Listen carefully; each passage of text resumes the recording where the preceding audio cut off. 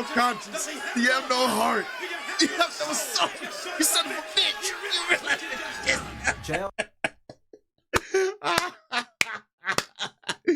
that call will forever be legendary to me.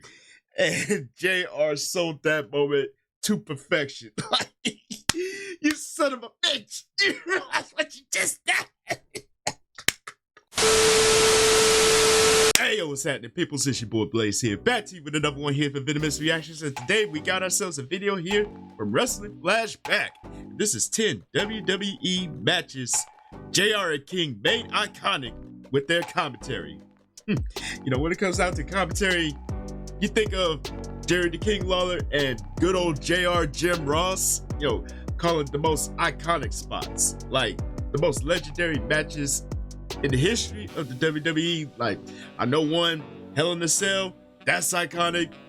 The match where HBK returned after 4 years of being off in SummerSlam in 2002, that's one.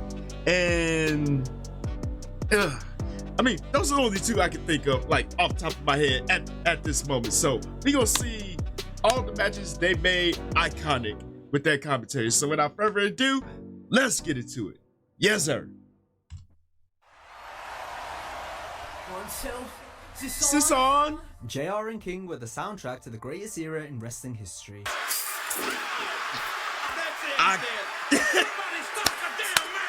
I called it. A partnership that contained an unmistakable chemistry. Oh.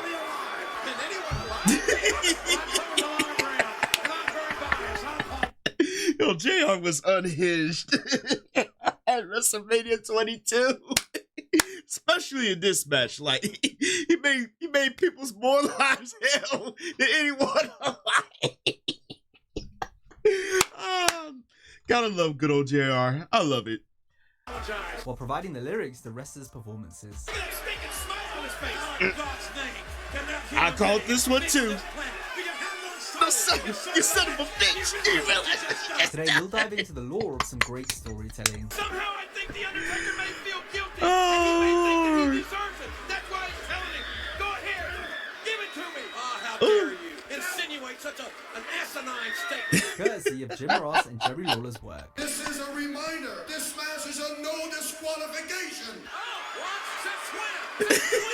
That's not right. It's reminding you, you idiot. As we highlight 10 matches they enhanced with their fantastic commentary. This is gonna be entertaining. Oh, damn. That ladder match, that's another one.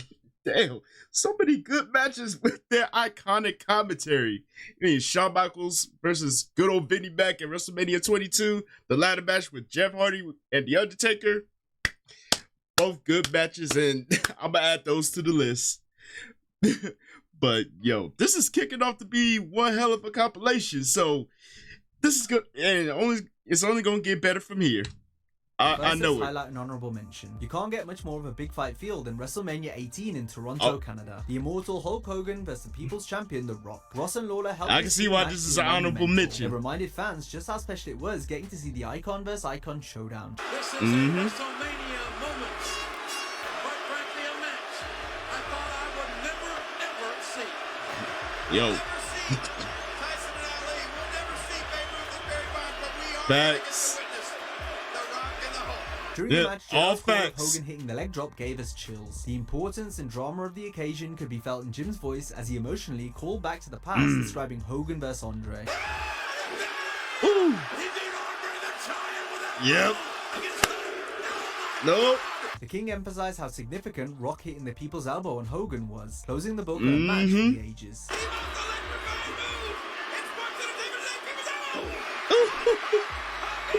Given how both their wrestling careers were about to come to an end, WrestleMania 19 was the last time fans would see The Rock and Stone Cold wrestling at their best. This also meant it was the final time JR would call an Austin match, someone Jim had made feel larger than life with his commentary. He's gonna raise more Facts. in this very ring than he's ever raised in his life.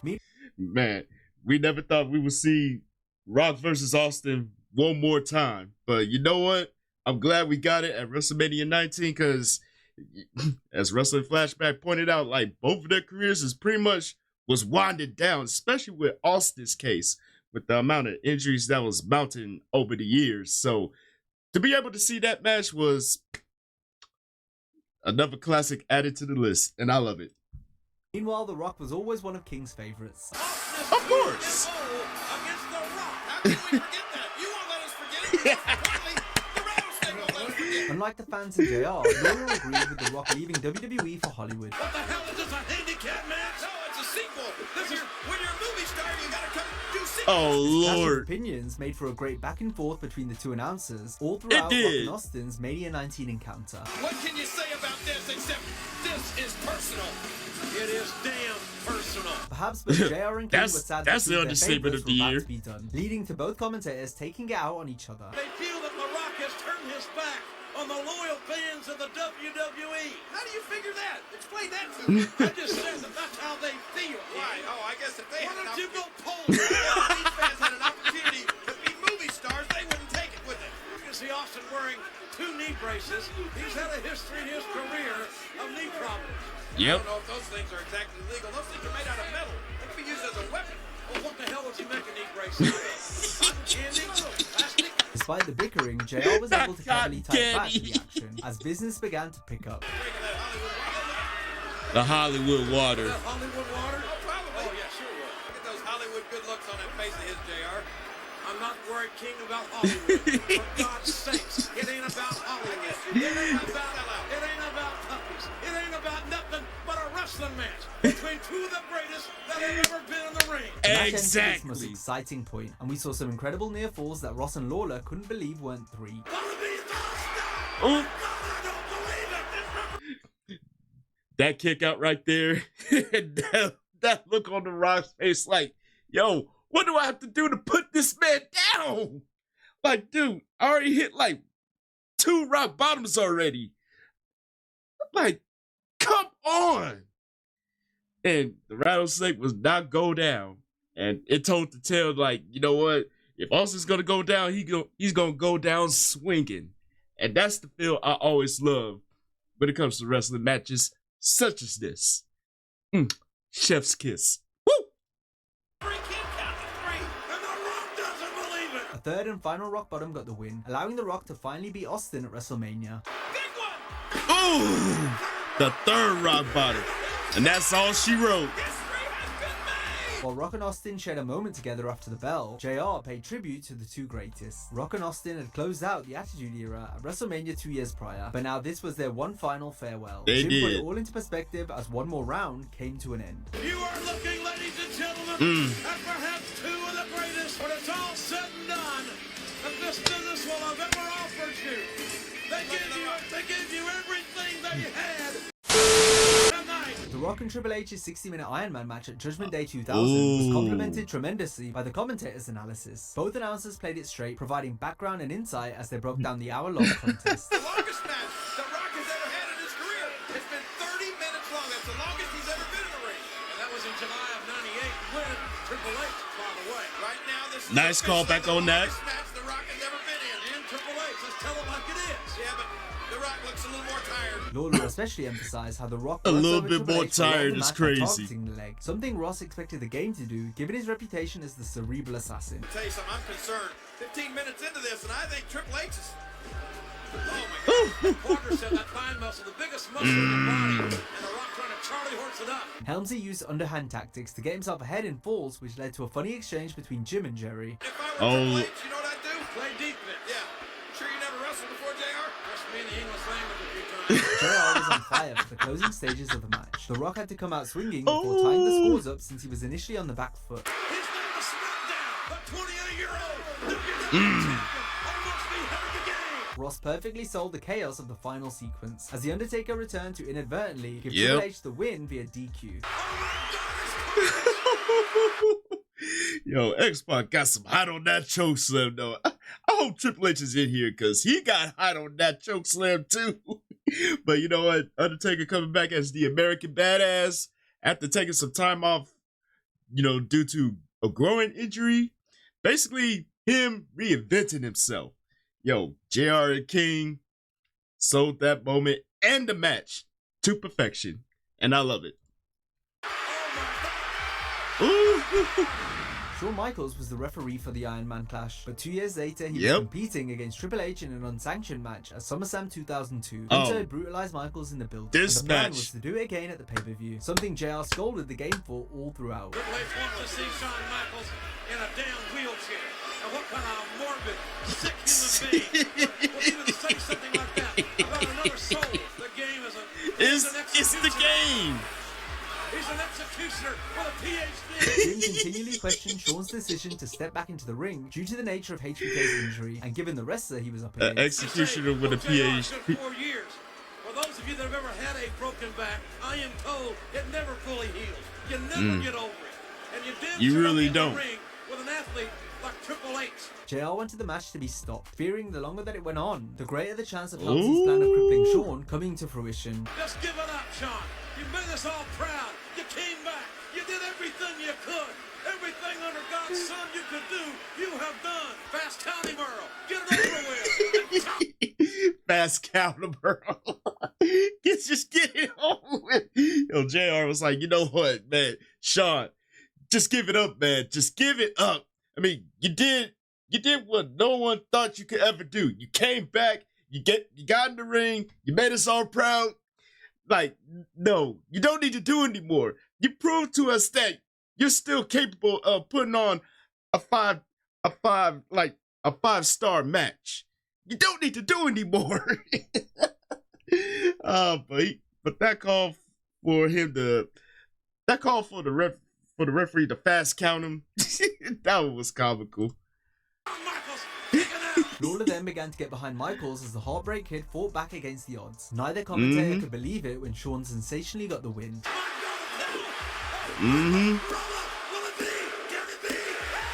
Triple H's heinous destruction of Michaels after the bell was lambasted by the announcers. Even the heel king said it was uncalled for. Are you proud of yourself now? Look at that stinking smile on his face. Oh, God's name. Can that human being be from this planet? How can he? Does he have no You have no conscience. You have no heart. You have no soul. You son of a bitch. You realize JR that call will forever be legendary to me. And JR sold that moment to perfection. Like, you son of a bitch. You realize what you just did? Oh, man. But, yo, you did put out an excellent point, though. Yo, normally King will be rooting for the heels. But even when you being too heelish was too much. And you know it's something when King is going against the heels for being so diabolical, so heinous. Like that, those two sledgehammer shots to HBK, that was diabolical. To where King was rooting against you. Whew. But man, that match, top tier commentary. And I love it. JR was also behind Shawn at WrestleMania 22, but this time for different reasons. After Vince McMahon had publicly fired and humiliated Jim on television in the months prior, the creative for that storyline was poor and ended without a conclusion. It was. You heard it! You're fired! You're fired! Mania 22, however, acted as JR's return. The only form of physical revenge Jim would get on McMahon would be through Shawn in the no-holds-barred clash. He is headed to hell. It's Mr. McMahon. And in my opinion, I don't think he can wait to get there. So he can Verbally, though, Ross took aim at Vince during the match while Lawler did his usual sticking up for the chairman. You're a 60-year-old man showing your ass on worldwide television. What's his middle age? It was a one-sided mauling as Michaels laid waste to McMahon, much to the delight of JR.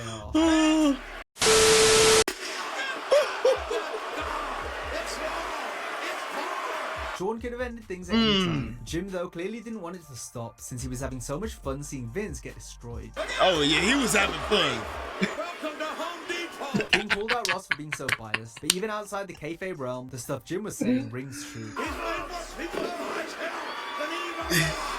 Than anyone's alive. That covers a lot of ground, and I'm very biased. I apologize. Yeah, normally JR would be biased, but not in this case. Like that comment, he made more people's lives hell than anyone alive.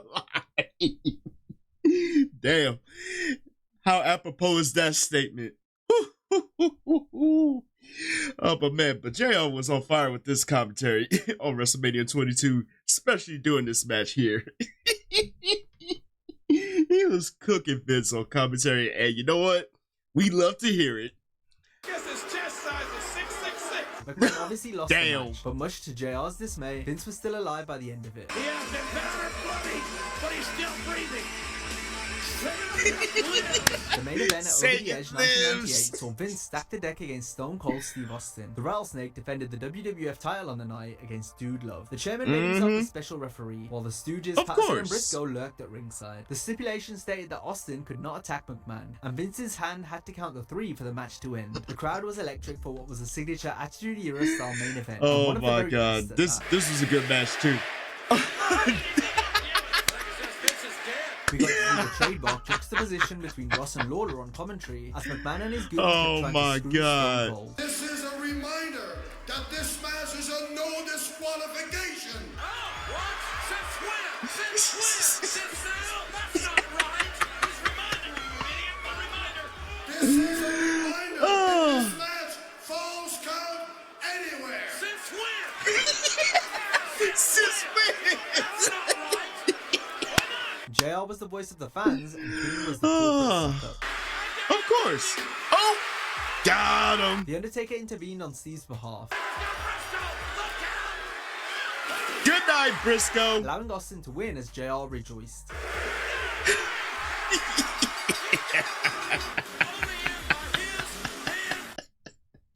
Stone Cold with Vince's head hitting the mat for the 1, 2, 3. Oh, by far was the most entertaining part of that match. Like, Vince said it. Only by his hand can the match end, and lo and behold, it ended.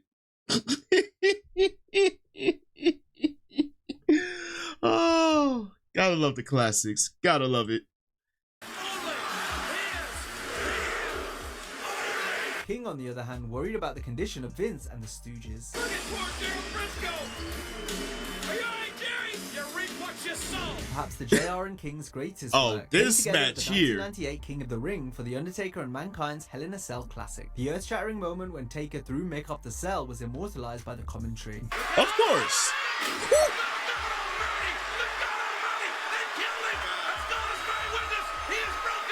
JR went through many stages of emotion, from shock to Yep. concern to anger. We need doctors out here. If somebody can get off their butt in the back and get some people out. There's no net. And somebody again, you know, they know how to fall. Look at that. Look at this. Give me a break. Ross and Lawler thought that was going to be it, so you can imagine their surprise when Foley came back for more. And look at you're kidding me. The hell is he standing? JR and King couldn't believe Mick was still standing Yep. before. Now they weren't sure if he was still breathing after getting put through the cell. That's it, he said. But somebody stop the damn man. None but iconic calls in this match alone. It's enough to pretty much just it has that feel of ain't nothing else need to be said. The commentary said it all. From Mick getting thrown off the cell and getting chokeslammed through the cell. And the fact that Mick Foley just kept on coming back for more. That's when you know Mick Foley was him. I'm just saying. Hell in a Cell lived up to his name in every sense. The announcers put up Oh, the yeah. heinous effects of the structure and the craziness of the men in it. They're in hell. Undertaker and Mankind are in hell. Hell is in Pittsburgh tonight. They're both in hell, you're right. But both of these men That's an to like it understatement. in hell. Just when Ross thought he'd seen it all, thumbtacks were used in WWF for Ooh. the first time. Yep. God almighty, he's a human pincushion. Taker was victorious, but Mankind was never going to be the same again, something JR made sure to stress. These two men gave you everything in their body. Though the always Yep. comedic Lawler tried to lighten the mood after such a thrilling spectacle. Sing a lot in this business, huh? What about that? Take it easy, will you? Right. What's wrong with you? JR and King told a tremendous underdog story when Jeff Hardy challenged The Undertaker for the Undisputed Oh, yeah, title this in a was a ladder good match, in the July too. 1st, 2002 episode of Raw. Even though this stipulation was Jeff's specialty, the use of the ladder only made it easier for Taker to punish Hardy, which the commentators emphasized. He's going to make sure that Jeff Hardy is not able to walk out of this arena tonight. What a sick thought that is. What a sick thought. To cripple somebody.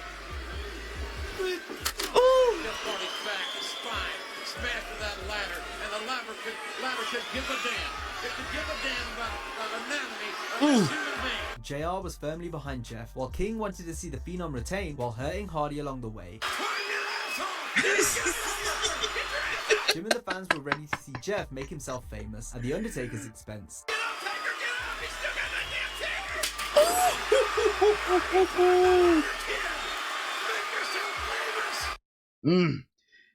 Yep. The commentary in that match, so it perfectly. Like you hear JR like, you know what? Climb the ladder. Get to the top of the ladder. Make yourself famous, Jeff Hardy. Love it, love it, love it.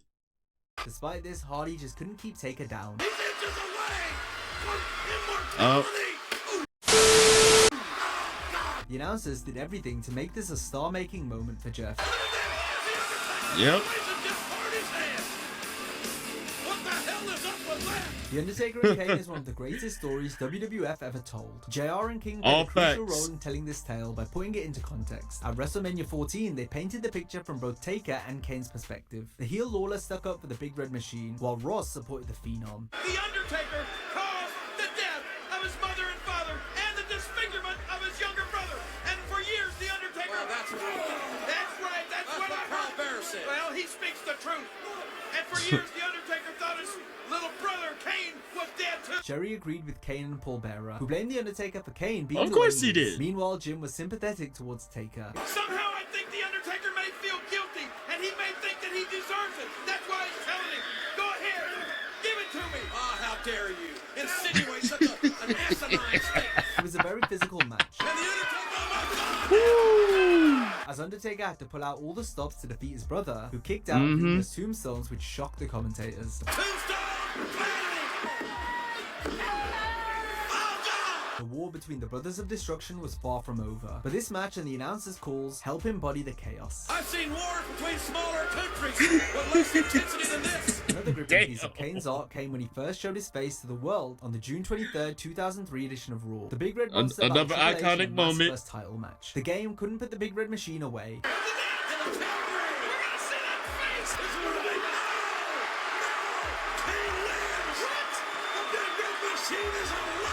But it was essentially a handicap match, since Kane had to contend with and eventually succumb to Evolution's interference. Oh. The end is near.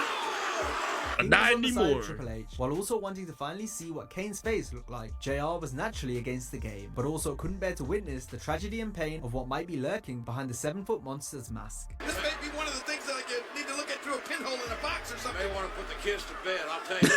He's gonna do it! This is it! JR and King each sold how horrified they were to see Kane's face. Oh my God! It was as if they'd seen a horror villain survive at the end of a movie, only to come back stronger for the sequel. What the hell is that? He's got that face! Is that a human? In Booker T's Yep.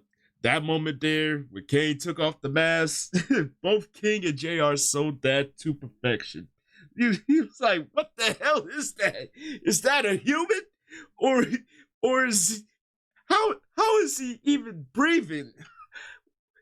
Is he even capable of evoking human-like emotion? Like, what is this?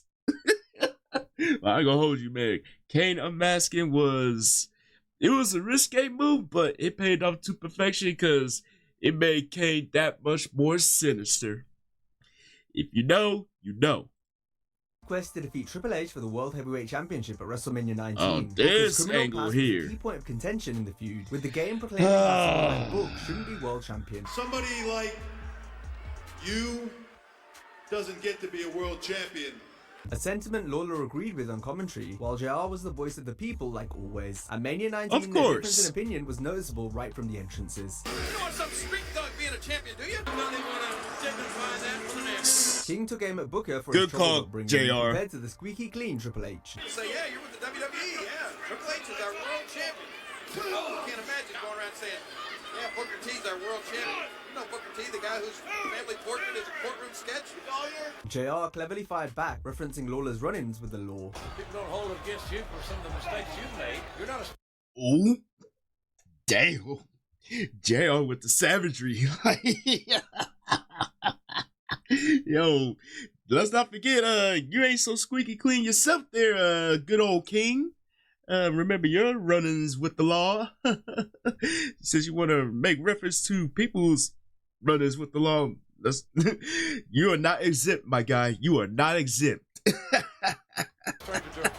announcers then circled back to the game's prior comments about Booker. You heard Triple H himself say that people like Booker T won't ever be champion. What does that mean? People like Booker T. What kind of people is Booker T? Well, he's a very good, okay, I'm going to tell you, he's a very good second-rate wrestler. Jim continued Second-rate to will the wrestler, five-time bro. champion on. Lawler's It's crazy. constant anti-Booker and pro-Triple H sentiment began to annoy JR more and more. He's doing the gentlemanly thing. Help him out, Nate. Not acting like a gentleman to me.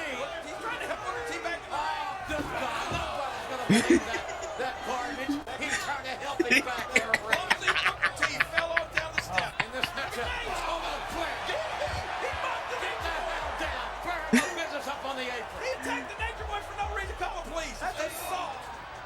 Assault. Oh, look. That was very disrespectful on the part of Booker T. Flair has no business up there, damn it. Booker T.